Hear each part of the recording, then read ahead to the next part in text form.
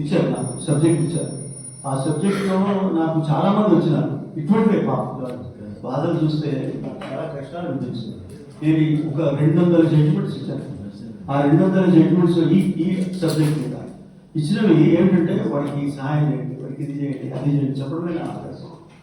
నిజానికి నేను ఇవ్వకూడదు కొన్ని, కానీ నేను సలహాలాగా చెప్పాను, లాలాగా చెప్పకుండా I think I suggest you to do this అని చెప్తూ ఇన్ఫర్మేషన్ అడిగేవాడు, ఇన్ఫర్మేషన్ తెప్పించేవాడు. నాకు గవర్నమెంట్ జడ్జిమెంట్స్ ఉన్నాయి, కావాలంటే మీరు చూసుకోవచ్చు. రైట్ అనుకుంటూ ఉంటే ఇంకా ఉందని మీరు అనుకుంటూ ఉంటే నారాయణ గౌడ్ నమ్ముతూ ఉన్నప్పటికీ నిజంగా రైట్ ఇన్ఫర్మేషన్ వచ్చింది 2002లో వచ్చింది. అద్భుతమైన చట్టం ఇది. చట్టం కాదది, ఇది ఆర్డర్, సుప్రీంకోర్టు జడ్జిమెంట్. ఇది సుప్రీంకోర్టు జడ్జిమెంట్ వస్తే మేము తీసేయచ్చు కదండి, తీసేస్తే అయిపోతుంది కదా, ఏమన్నా చట్టంలో తీసేస్తే అయిపోతుంది కదా. చేశారు. ఎంత దురదృష్టం అంటే 2002లో జడ్జిమెంట్, ఇది 2002లో చట్టం. ఏ చట్టం అది? మీరు ఏమని తీర్పు చెప్పినప్పటికీ, మీరు ఏమి తీర్పు చెప్పినప్పటికీ కూడా ఎవరు ఈ సమాచారం ఇవ్వడానికి వీలేదని చట్టం చేస్తారంటే చేశారు. దానికి అందరూ ఓట్లేశారు, అందరు ఎంపీలు చేస్తున్నారు. నో అన్నవాడు ఒక్కడు కూడా లేడు, అపోజిషన్ వాడు లేడు. ఎంత బాధ అండి నాకు ఇది అవుతే. నాకు ఈ రాజ్యాంగంలో ఇది ఒక వండర్. ఏమిటంటే ఈ చట్టం రావడం ఒక వండర్. ఈయన చట్టం తీసేసిన తర్వాత, చట్టం చేసిన తర్వాత కూడా మళ్ళీ సుప్రీంకోర్టు ఇదే అవసరం చెప్పడం వల్ల వచ్చిన అద్భుతమైన జడ్జిమెంట్ ఆ సుప్రీంకోర్టు జడ్జిమెంట్. మీరు సుప్రీంకోర్టు జడ్జిమెంట్కి నమస్కారం చెప్తారు తప్పటి కూడా. ఇక అంత గొప్ప విషయం అది. మనం నిలబడి ఉన్నామంటే కారణం ఎంతమంది నేరస్తులు మన చుట్టూ ఉన్నారో చెప్పుకునే అవకాశం నీకుంది. చేయగలవా లేదా అది వేరే విషయం, కానీ ముందు ఉంది.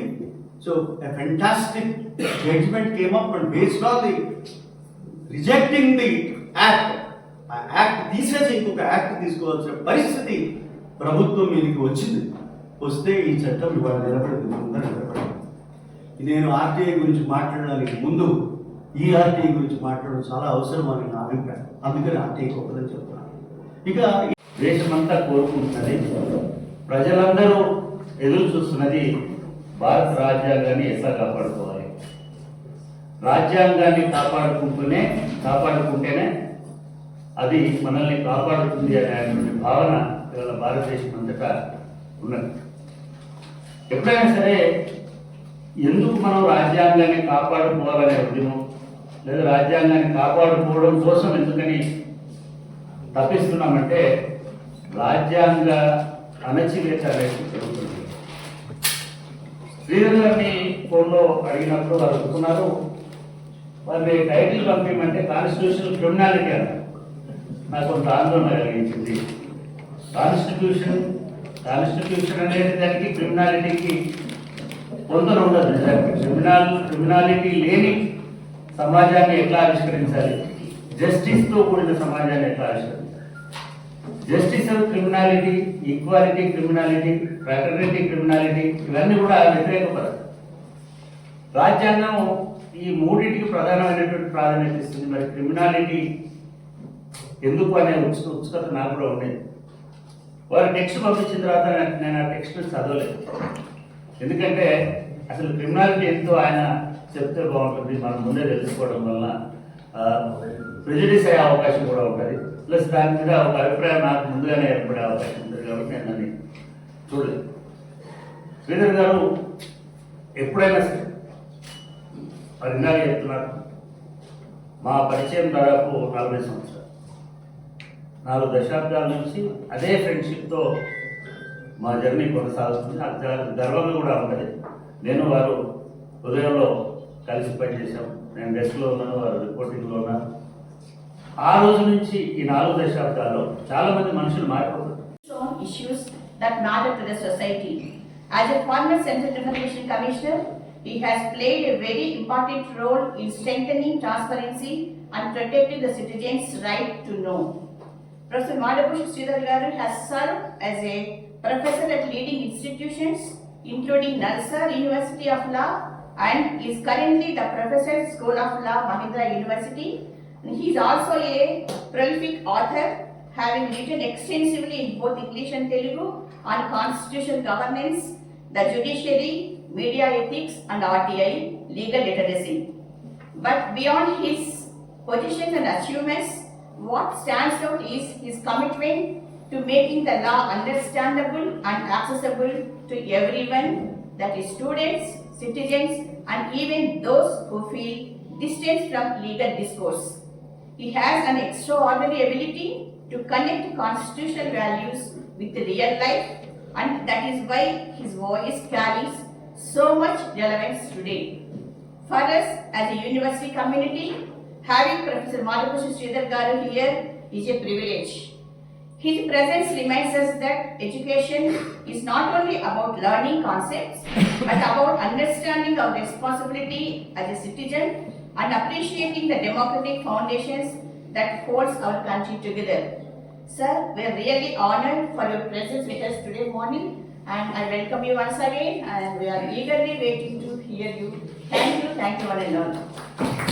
ఓటు వేస్తున్నా అందరినీ అనకూడదు, నేను చేయలేదు అట్లా, కానీ అందరినీ అనను, కానీ చాలా మంది అని చెప్తాను. చాలా మంది అంటే సరిపోతుంది, లెక్క నేను కూడా చేయలేదు. అది వదిలేండి. మరి అంతమంది లంచాలు తీసుకొని ఓట్లు చేస్తూ ఉంటే తర్వాత 60% తర్వాత ఎవడు ఓటుకు పోలింగ్ రాకపోతూ ఉంటే రాజ్యాంగం రక్షించేది ఎవరండి? ఊహింది. ఇవాళ నేను చెప్తున్నాను, ఇవాళ ఏమంటే ఓట్ చోరీ. ఈ ఓట్ చోరీ అంటే ఆయన అంటున్నాడా ఈయన అంటున్నాడా మనకు అనవసరం లేదు, ఎవరి పేరు అనేది అక్కర్లేదు. కానీ ఈ నోరా ఈ రోచి చౌర్యం, ఈ చౌర్యానికి ఎవరు కారకులు? నువ్వు ఓటు వేయకపోవడం వల్లనే ఆ అవకాశం వచ్చింది. ఇవాళ ఎంతమంది కలిసి దీని ఏమంటారు, ఎలక్షన్స్ కమిషన్. ఇంకొక మొరాలిటీ గురించి నేను మాట్లాడి ఇది ముగిస్తాను. ఎలక్షన్ కమిషన్లో ఎవరిని అపాయింట్ చేయలేని దాని మీద ఒక చట్టం తీసుకొచ్చారు. ఆ చట్టం ఒక జడ్జిమెంట్ వచ్చింది, ఒక మంచి జడ్జిమెంట్ వచ్చింది. ఏమిటంటే ఇట్లా ఉంటే బాగుంటుంది అది.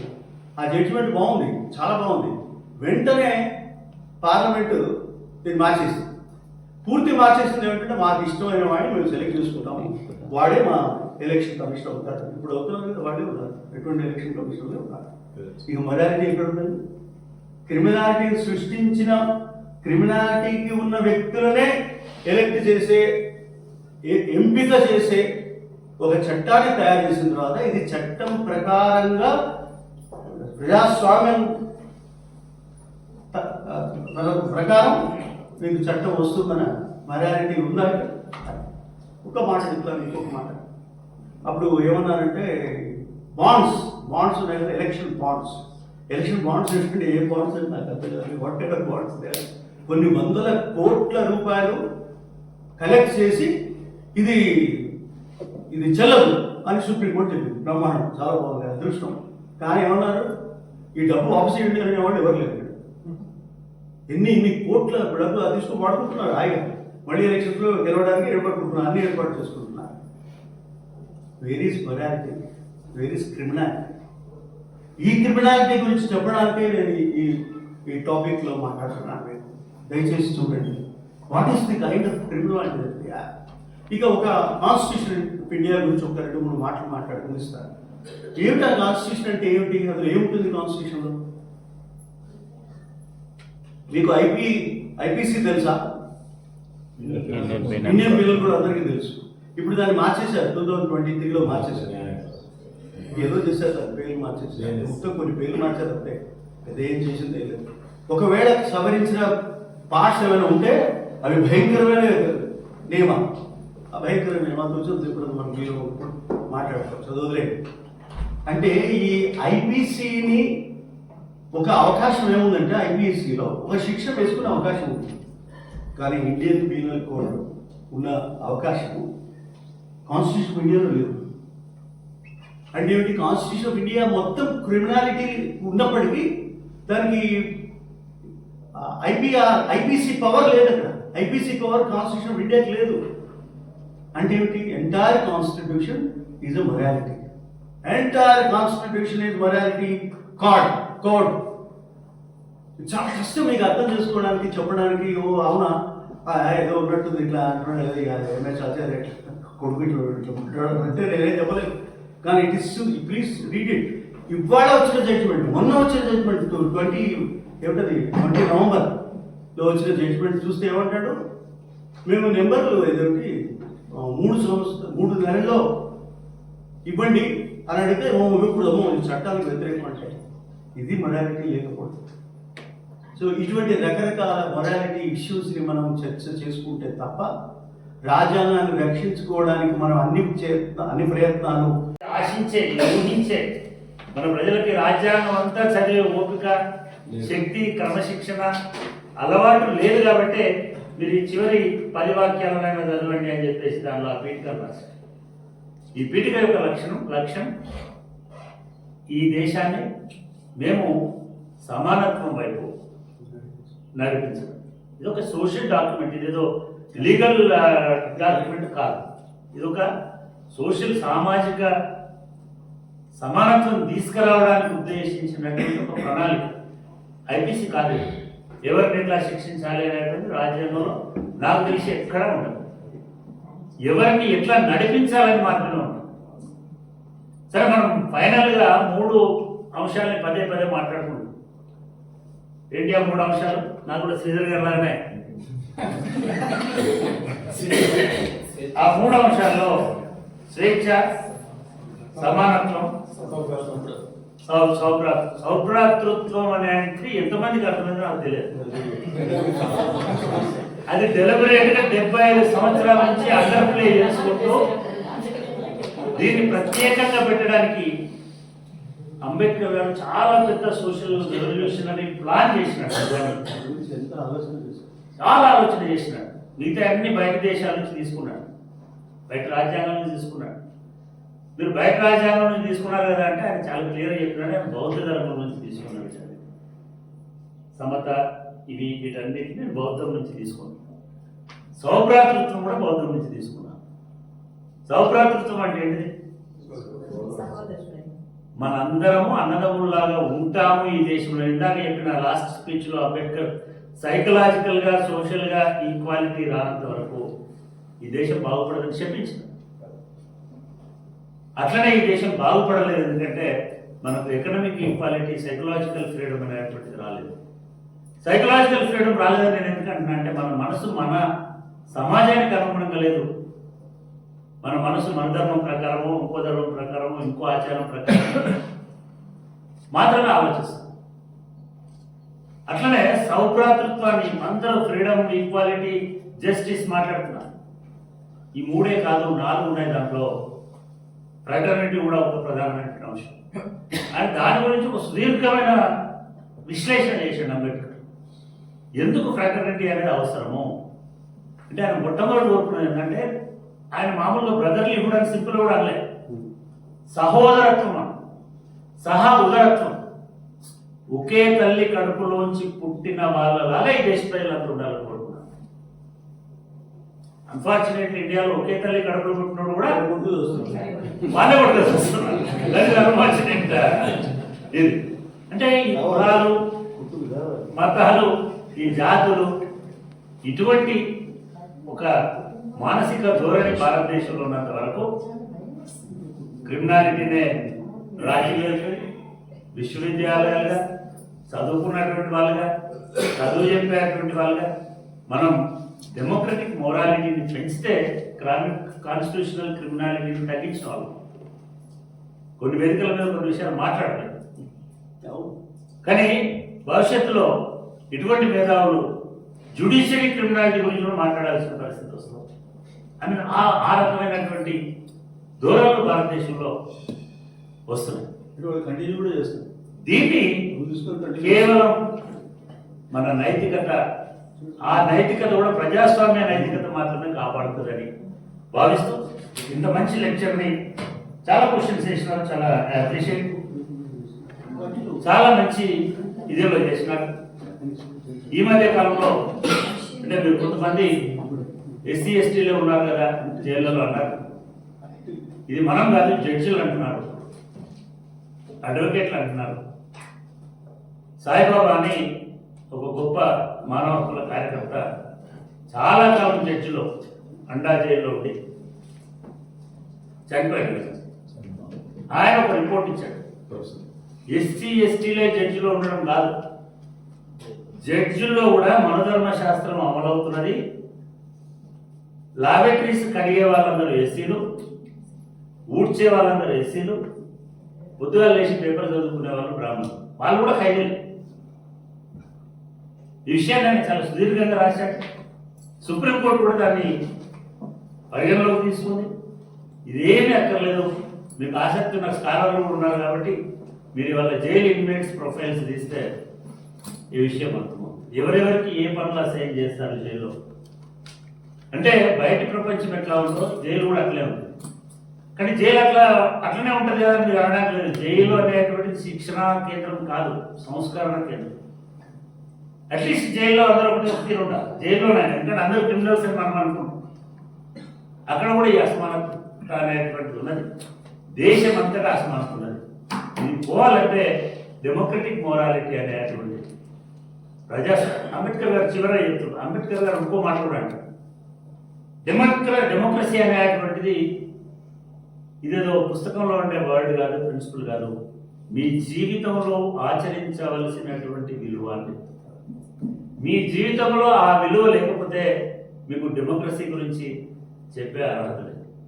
సో డెమోక్రటిక్ మొరాలిటీని సమాజంలో పెంచాలంటే ఖచ్చితంగా ఫ్రెటర్నిటీ అనే దాన్ని ముందుగా మొదటి వాడిగా మనం ఆచరణలోకి తీసుకోవాలి. ఇంత మంచి సందేశం ఇచ్చినందుకు నేను శ్రీధర్ గారిని మనస్ఫూర్తిగా అభినందిస్తూ, ఇప్పుడు మనం శ్రీధర్ గారిని సత్కరించుకునే చిన్న కార్యక్రమం ఉంటుంది. చేసి నా మీద ఒక 25 ఆర్టికల్స్ ఇచ్చాడు నాకు వ్యతిరేకంగా ఆయన. అంటే సార్ 25 తప్పులు ఏంటో మళ్ళీ 25 రాయాల్సి వచ్చింది. ఏం చేస్తాం మరి రాసిన తర్వాత అప్పుడు మనకి ఎన్టీ రామారావు గారు చీఫ్ మినిస్టర్గా ప్రైమ్ మినిస్టర్ చీఫ్ మినిస్టర్గా ఉన్నాడు. ఉన్నప్పుడు ఆయన ఇవన్నీ కొంచెం లాయర్లు కాదు, ఇటువంటి ఈవోలు ఉంటారు చూడండి, ప్రభుత్వ అధికారులు. ఈ ప్రభుత్వ అధికారులు ఏం చేస్తారంటే నువ్వు ఒక కేసు పెట్టాల్సిందే, క్రిమినల్ కేసు పెట్టాల్సిన కదా అని అందరూ డిమాండ్ చేస్తే ఆయన ఒక కమిషన్ ఆఫ్ ఎంక్వైరీ పెట్టాడు. కమిషన్ ఆఫ్ ఎంక్వైరీలో పాయింట్ తెలుసు, ఆశ్చర్యపోతారు. ఏమిటంటే ఇవంతా శ్రీధర్ అనేవాడు రాశాడు కనుక వాడు వచ్చి రుజువు చేసుకోవాలన్నాడు. ఇది ఎక్కడ ఉండదు. సరే నేనన్నా ఏం చేద్దాం. అప్పుడు మా దాసరి నారాయణరావు గారు మా ప్రెసిడెంట్ చైర్మన్, అప్పటికి మా కేవీకే ప్రసాద్ గారు వెళ్ళిపోయారు. అప్పటికి మేము దాన్ని పర్సూ చేస్తూ ఉంటే ఒక క్వశ్చన్ రేజ్ అయింది. వాట్ ఈస్ ద క్వశ్చన్ ఏమిటంటే ఈ ఫైల్స్లో ఈ అవినీతికి సంబంధించిన ఫైల్స్ ఉన్నాయి, ఆ ఫైల్స్ కావాలి అని నేను పిటిషన్ పెట్టాను. నేను అసలు ఇది పెట్టొచ్చునా పెట్టకూడదా, it's a question. But I raise the question చేస్తే దాని మీద డిస్కషన్, లాయర్లు అటు లాయర్లు ఇటు లాయర్లు పెద్ద చర్చ. నేనేమో ఊరికి రేజ్ చేసి కూర్చున్నాను, లాయర్ మాట్లాడుతున్నారు, ఆలోచిస్తున్నారు. చివరికి ఏమన్నారు ఆయన, నాకు ఆశ్చర్యం నా జడ్జి గారు ఎస్ అన్నారు, give the information, it's only information. దాని మీద నా ఆర్గ్యుమెంట్ ఏముందంటే నేనే మాట్లాడాను. ముందు ఏం మాట్లాడంటే, సార్ ఇప్పుడు ఫైల్ ఇది ఎవరి ఫైల్, నాదా ఈఓ గారి ఫైలా, బట్ పర్సనల్ ఆయన పర్సనల్ లవ్ లెటర్ అయితే నాకు ఏం అక్కర్లేదు. నేను చదువు కూడా చదవదు, మీరు చదవదా నేను చదవదు, కుదరేయండి పారేయండి. కానీ ఫైల్ నాకు సంబంధించిన ఫైల్ కాదు, జనానికి సంబంధించిన ఫైల్. ఆ జనం ఒక 10 రూపాయలు ఇస్తాడు చూడండి, ఉండిలో 10 రూపాయలు ఇస్తాడు చూడండి, వాడు ఓనర్, ఈ తిరుపతికి ఓనర్ ఆయన. ఆ ఓనర్కి సంబంధించిన అవినీతికి సంబంధించిన విషయము నువ్వెవరు ఇవ్వకపోవడానికి, ఇచ్చి తీరాలన్నా. దాని మీద కొన్ని కథలు నిధులు అన్నీ చెప్పుకున్నాం. టైం లేదు మనకి, ఆ కథల తర్వాత ఇప్పుడు చదువుకోవచ్చు. అయిన తర్వాత చివరికి ఏమన్నారు, మోయా గివ్ ది ఇన్ఫర్మేషన్ అన్నాడు. ఆ హ్యాపీలీ దే గివ్ ఇన్ఫర్మేషన్. నిజానికి ఒకవేళ ఆయన ఇన్ఫర్మేషన్ ఇచ్చి ఉండకపోతే వీళ్ళు సుప్రీంకోర్టు దాకా పోయేవాడు. లక్కీ సుప్రీంకోర్టు వరకు నాకు పోలేదు, సంతోషం. అప్పుడు ఏమైంది, ఒక తిరుపతిలో ఒక పెద్ద ఉంది టేబుల్ ఉంది. ఎంత పెద్ద టేబుల్ అంటే ఒక 100 మంది కూర్చొని భోజనం చేసేంత పెద్ద ఒకటి ఉంది. అందులో ఈ ఫైల్స్ పెట్టారు. ఒక్కొక్క ఫైల్లో 30 పేజీలు 40 పేజీలు కాదు, 300 పేజీలు 350 పేజీలు ఉంటాయి. అటువంటివి 500 పేజీలు ఉన్నాయి, 500 ఫైల్స్ ఉన్నాయి. ఇక మా ఎడిటర్ అన్నాడు, మా ఎడిటర్ కాదు, మా లాయర్ అన్నాడు, శ్రీధర్ కావాలి అన్నావు కదా, ఇక చదువుకోరా మహానుభావ చదువు, నీ కర్మ అని చెప్పి వెళ్ళిపోయాడు. నేను ఒకటే మీకు ఆ చుట్టూరు వాడు ఎవరంటే ఈ ఈఓకు సంబంధించిన అందరి శిష్యులు, మిత్రులు, సపోర్టర్స్ అందరు అపోజ్ చేసేవాళ్ళు. వీడి ఎట్లా వీడియో ఇక్కడ తీసుకొచ్చాడు, ఇన్ని పేపర్ తీసుకొచ్చాడు, బుద్ధి లేదు వీడికి, వీడు పట్టుకోవాలి, కన్నాలి, కొట్టాలి, అన్ని రకాల క్వశ్చన్స్. అప్పుడు నేను చేశాను, నోట్ తీసుకోవడానికి అందరు రికార్డు కూడా చేసుకున్నారు. నేను రికార్డ్ చేసుకుంటే నేను అన్నాను, ఇది రికార్డు తెలియదు నాకు, రికార్డ్ చేసుకున్నాను కూడా నాకు తెలియదు. నేను నోట్ మూసుకుంటున్నాను, ఎందుకంటే చదువుకోలేదు. చదువుకుంటూ వచ్చిన ఎప్పటిదాకా పొద్దున 10:30 నుంచి 10 గంటల నుంచి సాయంత్రం 5:30 దాకా, మీరు నమ్ముతారో లేదో 373 ఫైల్స్ 335 ఆ పేజీలు కాపీ ఇవ్వండి నాకు అని అడిగారు. సాయంత్రం మళ్ళీ ఒక సమస్య, వీడియో ఎన్ని పేపర్లు అడుగుతున్నాడు. ఆ 300 ఏదో అన్న నెంబర్, ఆ నెంబర్ సపోర్టర్స్ అవి కావాలంటే ఎస్ గివ్ ఏ కాపీ అని ఇచ్చేసాడు. ఇది మా గొప్పతనం చెప్పడానికి చెప్పట్లేదు, you have right to know that information చెప్పడానికి. అది నేను ఎప్పుడు చెప్పినా, ఇది అడిగింది ఎప్పుడంటే ఆర్టీఐ కింద అడగలేదు. ఎప్పుడు అడిగానంటే 1985 సార్, 85 అప్పుడు ఇచ్చారు. అప్పుడు ఎప్పుడు మనకు ఇది లేదు, ఏమంటారు ఆర్టీఐ లేదు. 2005లో వచ్చింది అది. నేను ఎప్పుడు 1985 చెప్తున్నా, అంటే 20 సంవత్సరాల, ఎన్ని సంవత్సరాలు లెక్కలు కదండి, అన్ని సంవత్సరాల క్రితం నుంచి నేను ఇన్ఫర్మేషన్ గురించి అడుగుతూ ఉంటే, నీ ముందు 2002లో వచ్చిన ఇన్ఫర్మేషన్, 2005లో వచ్చిన చట్టం నీ ముందర ఉంటే నేను ఇన్ఫర్మేషన్ ఇవ్వను అని అంటే ఎంత అన్యాయం, ఎంత దారుణం. సో ఇన్ మై వ్యూ, ఈ బేసిక్ స్ట్రక్చర్ తర్వాత, పిఐఎల్ బిల్ తర్వాత, ఈ 2002లో వచ్చిన అద్భుతమైన ఈ జడ్జిమెంట్, ఈ చట్టం మళ్ళీ రిజెక్ట్ చేసిన తర్వాత కూడా వచ్చిన చట్టం మన మీద నిలబడే శక్తి మనకిచ్చిన అద్భుతమైన చట్టం. ఇది రాజ్యాంగంలో రాసి ఉండదు. ఇదే మీకు చెప్పడానికి, రాజ్యాంగాల్లో అన్ని రాసి ఉండవు. ఏమున్నదంటే, I can share it with you, so we can discuss somewhere. But what you raised this question correctly, your answer is correct, but judgment is not correct. Thank you. నేను 2013 రిజైన్ చేశాను. అంతకుముందు నేను రిజిస్ట్రార్గా ఉన్నాను, అంతకుముందు ప్రొఫెసర్గా ఉన్నాను, అంతకుముందు అసోసియేట్ ప్రొఫెసర్గా ఉన్నాను, అంతకుముందు మామూలు టీచర్గా ఇక్కడ ప్రైవేట్ కాలేజ్లో చదువుకున్నాను. నేను రిజిస్ట్రార్గా ఉన్నప్పుడు 100% I'm damn sure to say that I implemented. ఆ తర్వాత ఏమైంది అనేది నేను చర్చ చేయలేను, నాకు అనవసరం, నాకు అవసరం లేదు. నేను వేరే ఉద్యోగంలోకి వెళ్ళిపోయాను కదా.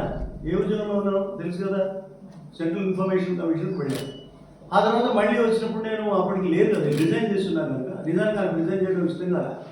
నాకు చాలా ఇష్టం, నల్సార్ యూనివర్సిటీ ఇష్టం, అక్కడ పనిచేయడం నాకు ఇష్టం. మా ఫ్రెండ్స్ అందరూ నా వాళ్ళే క్వశ్చన్ రేజ్ చేశారు.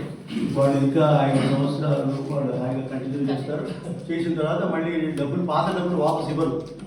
ఏవైతే డబ్బులు ఇస్తారో అవన్నీ తీసుకోవచ్చు, లంచాలు ఏమైనా ఉంటే అవి కూడా వాళ్ళు తీసుకోవచ్చు, కానీ ఏం చేయడానికి లేదు. అది ఒక వర్స్ట్ పొజిషన్ అండి మన దేశంలో, పొజిషన్. దీనికి కారణం ఏమిటంటే, మీరు ఏమంటున్నారు, మీరు ఎమ్మెల్యేస్ గురించి మాట్లాడుతున్నారు. ఎమ్మెల్యేలు ఒకవేళ ఆయన రిజైన్ చేసి వెళ్ళిపోయినా, పని చేయకపోయినా ఏ పెద్ద నష్టం లేదు దేశానికి. కానీ కొన్ని లక్షల కోట్ల మందికి వచ్చిన కేసులు మీరు 10 కోట్లైనా 10 ఏళ్ళైనా 20 ఏళ్ళైనా అట్లా ఉంటే కంటిన్యూ ఉంటే ఏం కావాలి చెప్పండి. జస్టిస్ ఏమైపోతుంది? ఈ న్యాయం గురించి చెప్పండి. మీరు ఎమ్మెల్యే న్యాయం గురించి మాట్లాడుతున్నారు, నేను జనాల న్యాయం గురించి మాట్లాడుతున్నాను. దానికి జవాబు చెప్తున్నాను. మీకు ఒక కేసు చెప్తాను, మీకు వండర్ఫుల్ కేసు. ఒక ఆయనని అరెస్ట్ చేశారు. అరెస్ట్ చేసిన తర్వాత జైల్లో పెట్టారు. అరెస్ట్ చేస్తే వాడు గెలిచాడా ఓడిపోయిందా ఎవరికి తెలియదు. పోనీ ఎందుకు అరెస్ట్ చేశారో తెలియదు. సైకిల్ దొంగతనం చేసి ఉంటారంటే అనుకుంటున్నాం. సైకిల్ దొంగతనం చేస్తే ఎన్ని రోజులు జైలు ఉంటారు బ్రదర్? మ్యాక్సిమం 3 నెలలు 6 నెలలు లేదంటే చేయాలి. మరి వీడు 13 సంవత్సరాల నుంచి జైల్లో ఉన్నాడు. అయితే అది ఎట్లా తెలిసిందంటే అది కూడా వాళ్ళు సెలెక్ట్ చేసుకున్నారు. దాన్ని ఏమంటారు, చెకప్ ఏదో ఉంటుందని, సర్వేలాగా చేస్తుంటే నువ్వు ఎందుకు అరెస్ట్ అయినావు, నువ్వు ఎందుకు జైల్లో ఉన్నావు అని అంటే నాకు కూడా తెలియదు సార్ ఏం తెలియబట్టి. అంటే వాడు అన్నాడు, అందరూ సార్ మీకు కొంచెం బ్రెయిన్ సరిగా లేదండి అందుకని జైలు పెట్టారు. అంటే బ్రెయిన్ సరిగా లేకపోతే జైలు పెడతారా? బ్రెయిన్ సరిగా పెడితే హాస్పిటల్లో పెట్టారు. నారాయణ వాడు కూడా అడిగాడు క్వశ్చన్. అడిగితే అది పెద్ద జడ్జిమెంట్ వచ్చింది. ఆయన జడ్జిమెంట్ వచ్చిందంటే మీకు డబ్బులు ఇవ్వాలి, మీరు కనీసం 60,000 30,000 ఇస్తే ఇస్తుండొచ్చు. కానీ వాడి గతి ఏమిటండి? వాడి సంవత్సరాలు అంటే వాడి గతి ఏంటండి? వాడు బతికేడలేదు తెలియదు, వాడి దొంగతనమా కాదు తెలియదు. This is the problem.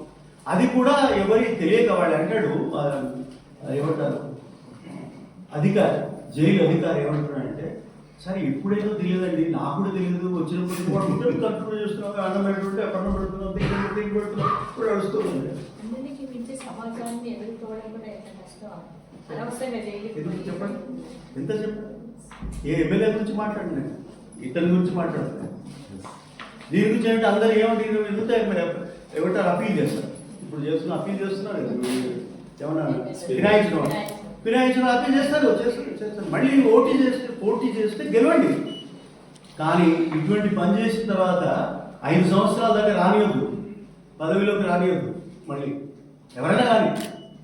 అది చట్టంలో ఉంది. అది విలువ. ఆ విలువలు ఎక్కడున్నాయి? మీరు విలువలకి మధ్య పోటీ జరుగుతుంది. పోటీ 2 రకాల విలువల మధ్య జరిగే పోటీలో చట్టం కింద పడిపోతున్నది, రాజ్యాంగం కింద పడిపోతున్నది. మనం ఉన్న ఈ చట్టాలు లెక్క పెట్టుకుంటున్నాం. మనం చట్టాలు చేసి జైలు మనం అనుకుంటాం, తర్వాత మనం ఎమ్మెల్యే ఎన్నాడు అంటాం, అప్పుడు అన్ని డబ్బులు వస్తాయి. ఇదే లేదు. So I think I must answer your question. చిన్న కథ. నాకు అరుణ్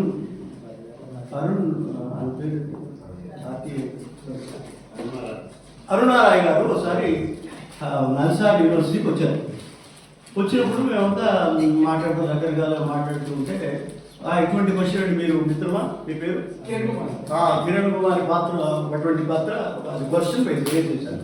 ఏమిటా క్వశ్చన్ అంటే, సార్ ఇప్పుడు మీరు ఆర్టీఐ కింద దిగింది మాట్లాడుతున్నారు కదా, కానీ ఇప్పుడు ఈ ఒక లంచం ఇస్తేనే నేను దాన్ని ఏమంటారు ఎఫ్ఐఆర్ తీసుకోను అని అంటూ ఉంటే, ఎఫ్ఐఆర్ తీసుకున్న తర్వాత నేను ఎంక్వైరీ చేసుకుంటూ ఉంటే గెలిచే అవకాశం ఉంది, కేసు గెలిచే అవకాశం ఉంది. వాడు నేరం చేశాడు, లంచా చేశాడు అని చెప్పడానికి వీలుంది. కానీ ఆ లంచం అనే నేరాన్ని రుజువు చేయడానికి కొంచెం చిన్న లంచం ఇవ్వాల్సి వస్తుంది. ఏం చేయాలని అడిగాడు. అంటే నువ్వు ఎంత లంచం అడిగాడు? 200 రూపాయలు. 200 రూపాయలు వెంటనే ఇవ్వన్నాడు. 200 ఇచ్చిన తర్వాత వాడిని 6 కోట్ల రూపాయల లంచాల గురించి పట్టుకోవాలి, అది ముఖ్యం అని ఆమె చెప్పారు. అదే జవాబు నీకు కూడా చెప్తున్నాను, నీ ఇష్టం, నచ్చితే తీసుకో,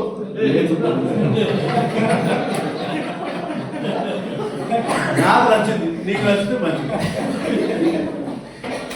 ఇంకా బాబు, that is the difference between ITC and constitution of India. Constitution of India is totally ఒక కోడ్. ఇది మన మీద చాలా అభిమానాలు, ప్రేమలు పెట్టుకుని లవ్ లెటర్ లాగా మనము చదువుకున్నట్టుగా చాలా ప్రేమ పెట్టుకున్న వాళ్ళము. మనం రాజ్యాంగాన్ని అమలు చేస్తున్నామా చేయట్లేదా అని మనం చర్చలు చేస్తున్నాం. కానీ ప్రతివాడు కనీసం ఓటు వేయడానికి కూడా రాని దశలో ఉంటే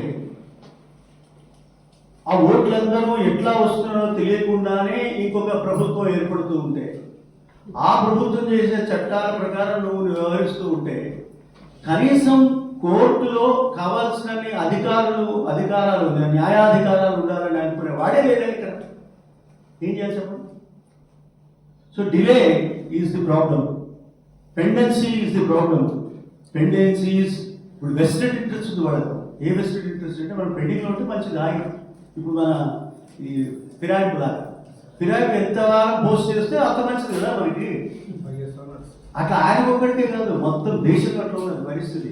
మరి ఎవరు ఫ్రమ్ టాప్ టు బిలో ఇట్లే ఉంది పరిస్థితి. ఇక నన్ను మా మిత్రుడు దాని గురించి చెప్పాడు కనుక నేను వచ్చిన మాట చెప్తాను. నేను రాసిన ఆర్డర్లు 12 సంవత్సరాల క్రితం ఇచ్చిన జడ్జిమెంట్. ఇవాళ కేసు హైకోర్టు దాకా వచ్చింది. ఈ హైకోర్టు ఇంకా కొన్ని రోజులు, ఇది నేను చెప్పలేదు, మీకు తెలుసు బ్రదర్, చాలా గొప్ప ఇష్యూ. అక్కడే సుప్రీంకోర్టు వచ్చి ఇప్పుడు అవుతుందో ఏం జడ్జిమెంట్ వస్తుందో మనకు తెలియదు. నేనేం చెప్పాను దాని గురించి? ఈ డిలే, ఈ పెండెన్సీ అనే నేరాన్ని, అది నేరం అని అనుకోవాలి, ఆ నేరాన్ని అటాక్ చేసేందుకు అందరూ కృషి చేయాలి, అందరూ పోరాటం చేయాలి. అది నా పిలుపు. నెక్స్ట్ తీసుకొని ఆర్గ్యూ చేసిన వాళ్ళకి వాళ్ళు జైల్లోకి రారు, బయలు ఉంటారు, బయట ఉంటారు. కేసులు పెట్టడానికి కూడా, ఆ కేసు ఫైట్ చేయడానికి కూడా డబ్బు లేని వాళ్ళు జైలు ఉంటారు. కనుక మీరు జైలు మీద కొంచెం జైల్లో ఉన్న వాళ్ళకి కొంచెం దయ చూపించాలి. అది నా రిక్వెస్ట్.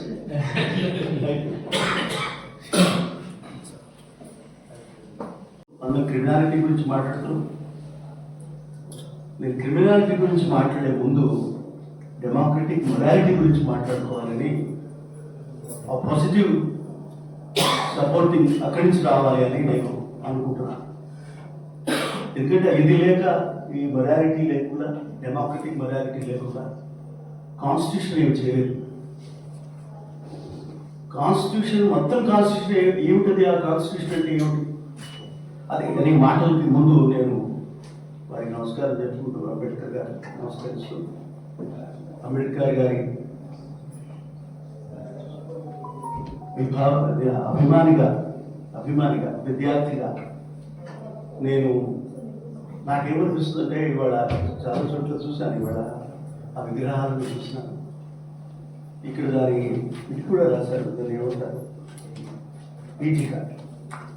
ఈ పీఠికలో ఒక్క మాట నేను సవరించాను.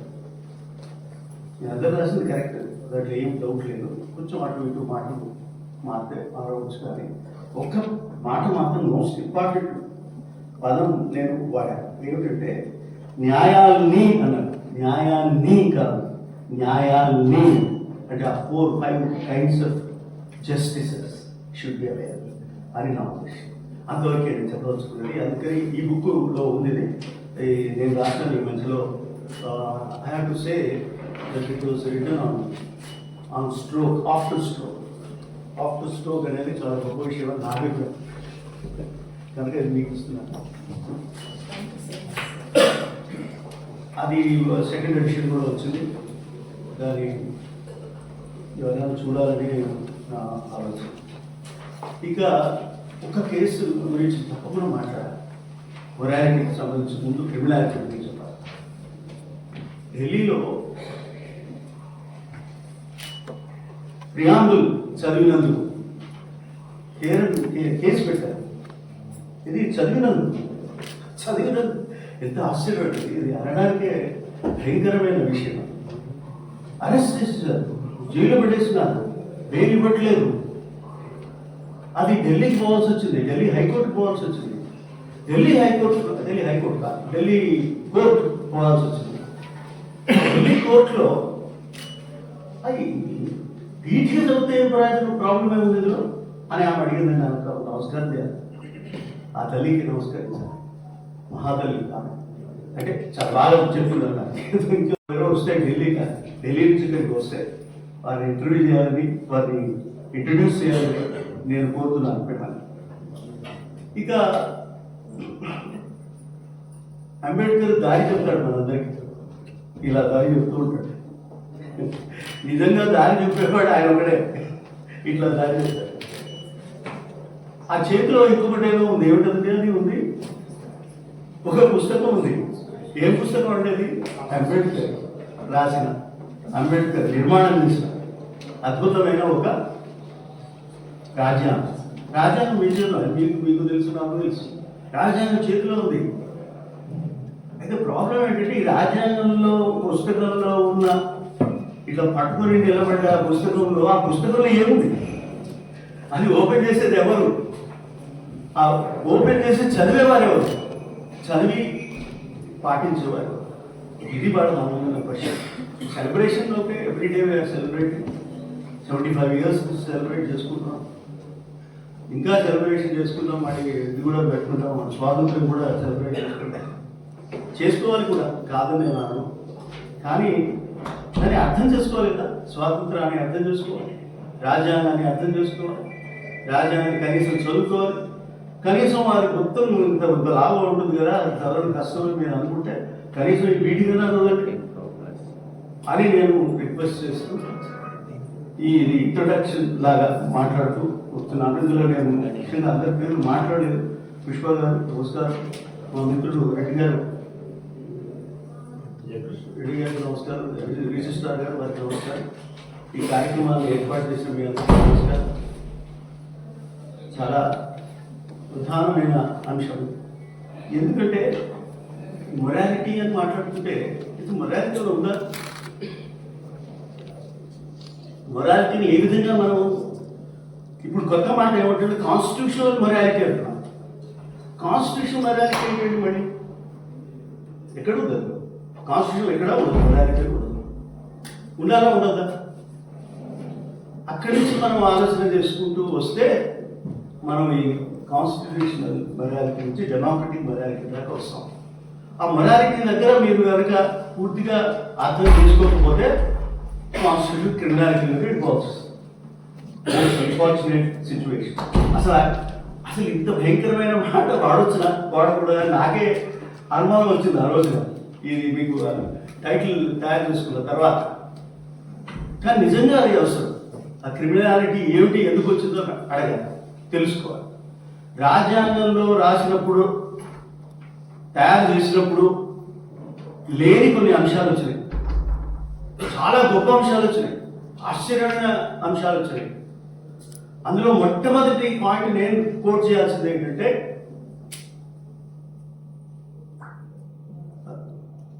Basic structure. ఈ బేసిక్ స్ట్రక్చర్ ఎట్లా వచ్చిందో తెలుసా మీకు? 13 మంది న్యాయమూర్తులు విడివిడిగా జడ్జిమెంట్ ఇచ్చారు. విడివిడిగా, ప్లీజ్ అండర్స్టాండ్, విడివిడిగా జడ్జిమెంట్ ఇస్తే 4000 పేజీలు వచ్చింది. 4000 చదవాలంటే చాలా కష్టం, అయినా చదవాలి. ఏది అక్కడైతే మీరు లాస్ట్ స్టూడెంట్ అయితే మాత్రం తప్పకుండా చదువుకోవాలి. ఎవరు చదవరు, అది నాకు తెలుసు, కానీ చదవాలి. అయితే ఆ 13 జడ్జెస్ ఒక్కొక్కరు ఇచ్చిన జడ్జిమెంట్లో వాళ్ళు ఏమన్నారు అనేది అర్థం కాదు, నిజంగా అర్థం కాదు ఎవరికి, నాకు మీకు ఎవరికి అర్థం కాదు. కానీ ఒక మహానుభావుడు అర్థం చేసుకున్నాడు. అర్థం చేసుకుని ఆ 13టికి ఒక తయారు చేశాడు, ఏమంటారు ఒక పట్టిక తయారు చేసి ఏది ఒప్పుకున్నారో ఏది ఒప్పుకోవట్లేదు, ఏది కావాలన్నారు ఏది వద్దన్నారు అని కనుక్కుంటే బయటకు వచ్చి అందులోంచి ఎవాల్వ్ అయింది ఏమిటంటే బేసిక్ స్ట్రక్చర్ ఎవాల్వ్ అయింది. ఎంత అద్భుతమైన మాట్లాడేది. అంటే ఒకరెవరు రాసింది కాదు ఇది ఎవాల్వ్డ్ బేసిక్ స్ట్రక్చర్. అంటే ఇప్పుడు ఆ బేసిక్ స్ట్రక్చర్ ఎందుకు మనం దాని గురించి మాట్లాడుతున్నానంటే, ఒకవేళ బేసిక్ స్ట్రక్చర్ లేకపోతే, మనకు దాని అర్థం కూడా లేకపోతే, దాన్ని అమలు చేసే అవకాశం కూడా మనకు లేకపోతే కాన్స్టిట్యూషన్ ఉండదు.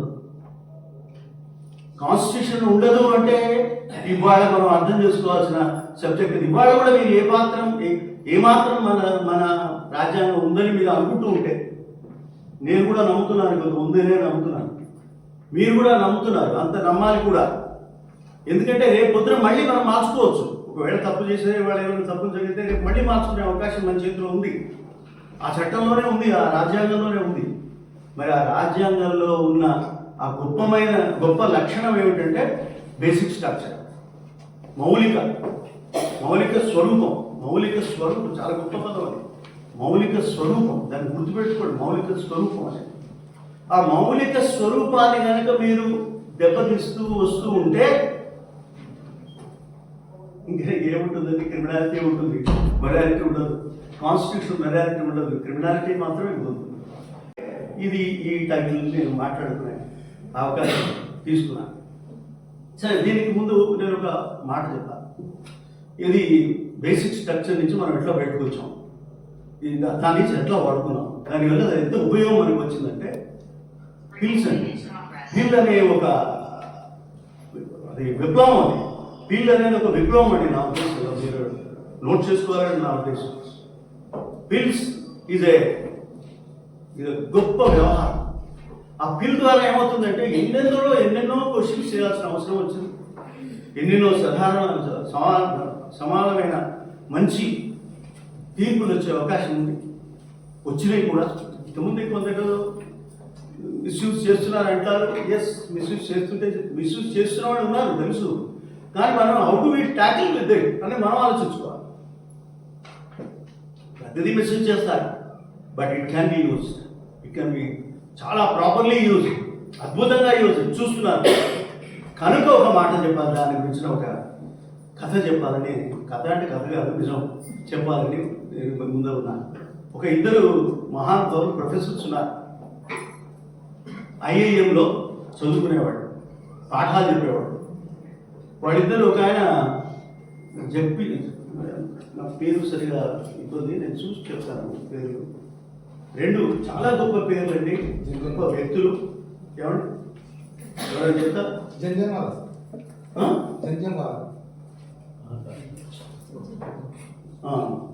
జగదీప్ ఎస్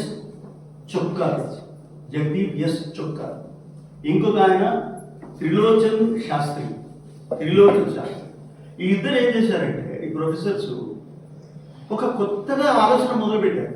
ఏమిటా కొత్తగా ఆలోచన అంటే, ఈ క్రిమినల్స్ అందరూ ఎక్కువైపోతున్నారు మన దేశంలో, విపరీతంగా క్రిమినల్స్ ఎక్కువైపోతున్నారు.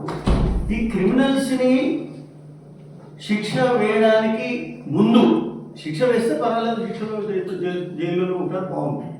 జైలుకి ముందు ఏం చేయాలి? పోటీ చేస్తారు, ఎన్నికలు. పోటీ చేసినా ఏమవుతాడు? గెలుస్తాడు. గెలిచిన తర్వాత ఏమవుతాడు? ముఖ్యమంత్రి కావచ్చు, ప్రధానమంత్రి కావచ్చు, ఇంకేదైనా మంత్రి కావచ్చు, ఏదైనా మంత్రి కావచ్చు, ఎంపీ కావచ్చు, ఎమ్మెల్యే కావచ్చు. మరి ఇదెక్కడి న్యాయం, అనే ఆలోచన వచ్చిన మహానుభావుడు ఆ ఇద్దరు ప్రొఫెసర్స్ అండి. నేను హ్యావ్ టు థ్యాంక్ దెమ్. ఆ ప్రొఫెసర్లు ఏమన్నారంటే, మీరు వాళ్ళని నిషేధించకండి, క్రిమినల్స్ని నిషేధం చేయకండి, శిక్ష వేయకండి, కేసు గెలిచేంత వరకు మీ ఇష్టం బాగానే ఉండండి.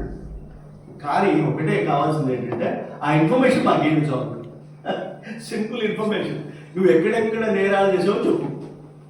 చెప్తారంటే మీరు అడిగితే, ఎవరైనా మీరు ఎప్పుడు ఎన్ని నేరాలు చెప్పుకుంటారు చెప్తాడు ఎవరన్నా? చెప్పడు.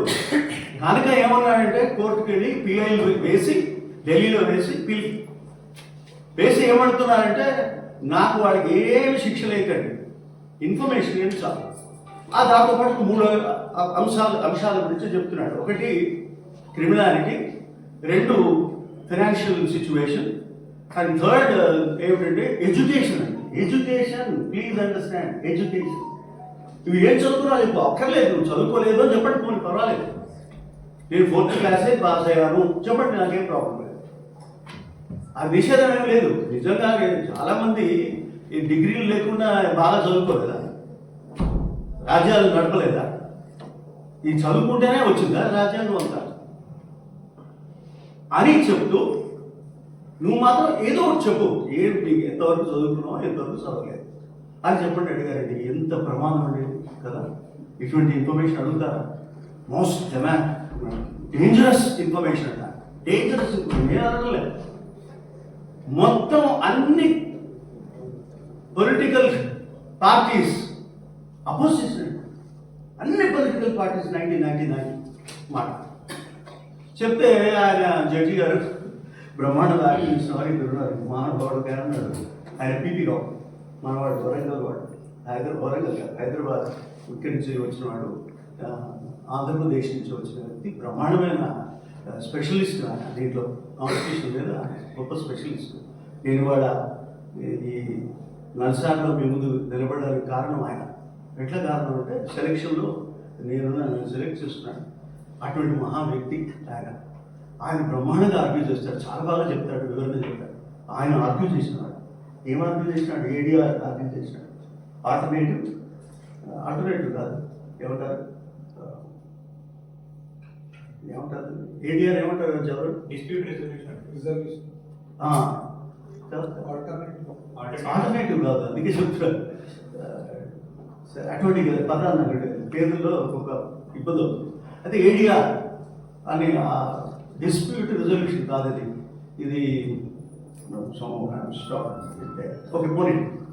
అయితే ఆ ఇన్ఫర్మేషన్ నాకేంటి చాలా ఉన్నాడు అంటే సుప్రీంకోర్టుకు వచ్చింది. సుప్రీంకోర్టుకు వస్తే మళ్ళీ పొలిటికల్ పార్టీస్ అని ఏమడిగినాయి, వద్దు ఇట్లా అడగండి, మేము కావాలంటే మేము మార్చుకుంటాం చట్టం. ఏమో చెప్పు కాదు, ఆ ఏడీఆర్ వేరు, నేను చెప్పే ఏడీఆర్ వేరు కనుకనే కొంచెం డౌట్ అవుతున్నాను. మళ్ళీ చెప్తాను తర్వాత ఈలోపు చెప్తాను. సరే, ఆయన మొత్తం